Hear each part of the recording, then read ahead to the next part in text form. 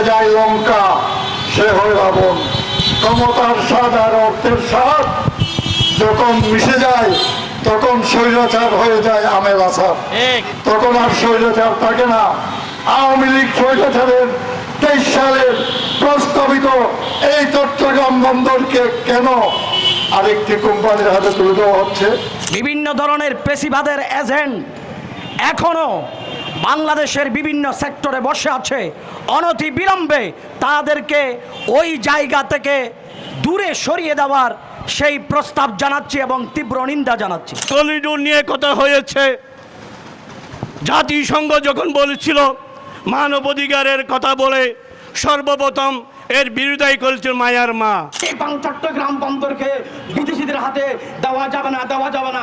আপনারা জানেন বিদেশি প্রভু এসে রোহিঙ্গা থেকে নাকি 1.5 লাখ 2 লাখ নিয়ে যাচ্ছে, আরো 1,13,000 আরো ঢুকিয়ে দিয়েছেন, আপনারা হয়তো জানেন। তারা নীতিগতভাবে সিদ্ধান্ত নিয়েছেন করিডোর দিবেন, চট্টগ্রাম বন্দর বিদেশিদের হাতে তুলে দিবেন। তার তীব্র প্রতিবাদ জানাচ্ছি। এবং আপনারা নারী নীতি ঘোষণা করেছেন।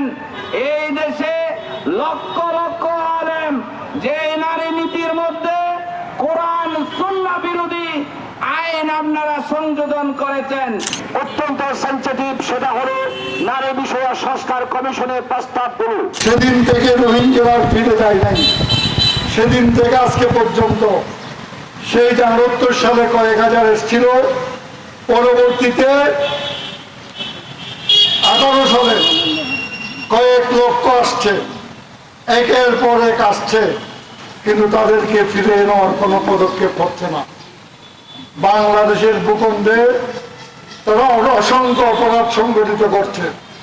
বাংলাদেশি অবৈধ পাসপোর্ট নিয়ে বিদেশে অপরাধ করে বাঙালিদের সুনাম ক্ষুণ্ণ করছে। কমিশনের নামে যেই নির্লজ্জ মহিলারা এই দেশের সংবিধান পরিবর্তন করে, পারিবারিক ইসলামী আইন পরিবর্তন করে পারিবারিক আইন পাশ করার প্রস্তাব দিয়েছে, অনতি বিলম্বে যারা প্রস্তাব দিয়েছে ওই নির্লজ্জ নারী কমিশনের সাথে যারা সম্পৃক্ত আছে তাদেরকে গ্রেপ্তার করার দাবি জানাচ্ছি।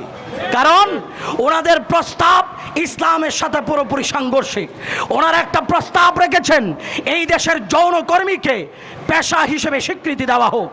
এরপরে ওনারা প্রস্তাব রেখেছেন যৌনকর্মীদের ওই পেশাকে শ্রমিকের পেশার মতো আইনি স্বীকৃতি দেওয়া হোক।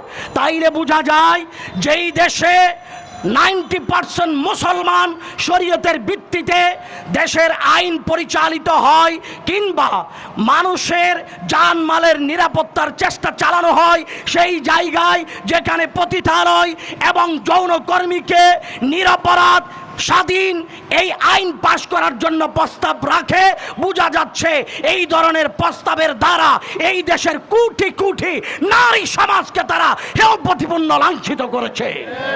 সুতরাং এই ধরনের প্রস্তাব কোনো প্রকার মুসলমান মেনে নিতে পারে না। যেই দেশে 90% মুসলমান, ওই দেশে যৌনকর্মীকে স্বীকৃতি দিবে। আপনি এই ধরনের প্রস্তাব রাখেন কিভাবে? যদি যৌনকর্মীদের প্রতি আপনার যদি দরদ থাকতো তাইলে বলতে পারতেন সরকারিভাবে তাদেরকে পুনর্বাসন করা হোক, তাদেরকে কোনো একটা ভালো কাজের দিকে সরকারি তত্ত্বাবধানে ফিরিয়ে নেওয়া হোক। অথচ সেই প্রস্তাব না রেখে যৌনকর্মীদের সেই যৌন কাজকে আপনি সরকারি আইনি স্বীকৃতি দিতে বলেছেন। মানবিক করুণার নামে এই বাংলাদেশে কোনো হতে দেওয়া হবে না।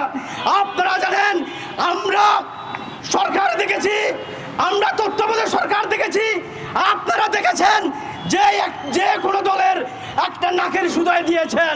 এটা কোন ধরনের সরকার? এটা কোন ধরনের অন্তর্বর্তীকালীন সরকার? যে সরকার মানুষের নিরাপত্তা দিতে পারে না, যে সরকার যারা অপরাধ করে নাই তাদেরকে জেলের মধ্যে, আমাদের 21 জন ভাই জেলের মধ্যে এখনো হচ্ছে, যারা খুনি করেছেন খুনিরাই বাইরে বাইরে উঠতেছে।